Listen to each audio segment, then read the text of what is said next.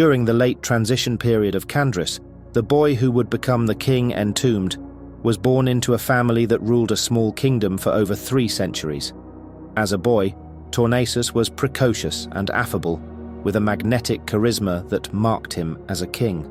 All throughout his youth and tutelage, he amazed those around him with his understanding of politics, economics, and statecraft.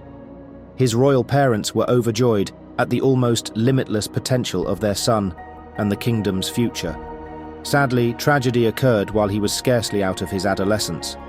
A powerful earthquake struck the kingdom, damaging many buildings, even the palace. Once the rumblings subsided, a full third of the land was destroyed. Many tears were shed at the loss of homes and loved ones. Chiefly among them was the young prince. His parents were both crushed under rubble, found in a nearby hallway. Tornasus was weighed down under the terrible realization that his mother and father were taken from him. Fearing chaos and instability, the young man was hastily crowned king.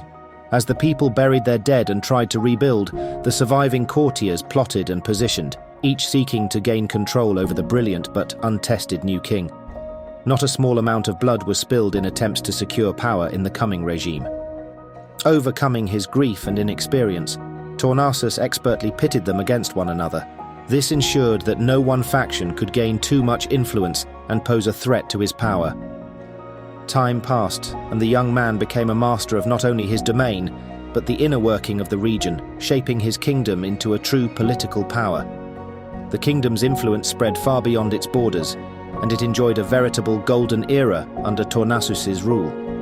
This promising time came to an end suddenly, when 2 of the nearby mountains suddenly erupted.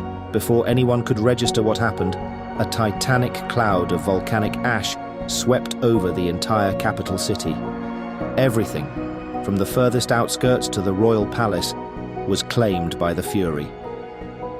Unwilling to relinquish the city and kingdom he had sacrificed for, Tornasus's unyielding will and spirit clung to the mortal world and all he considered his, from the smallest blade of grass to the grandest estate.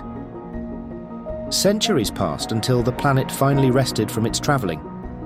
Now, with the strange forces that course through the land, the dead of the city, now called Pruinaz, are walking, forever bound by the baleful edict of their king.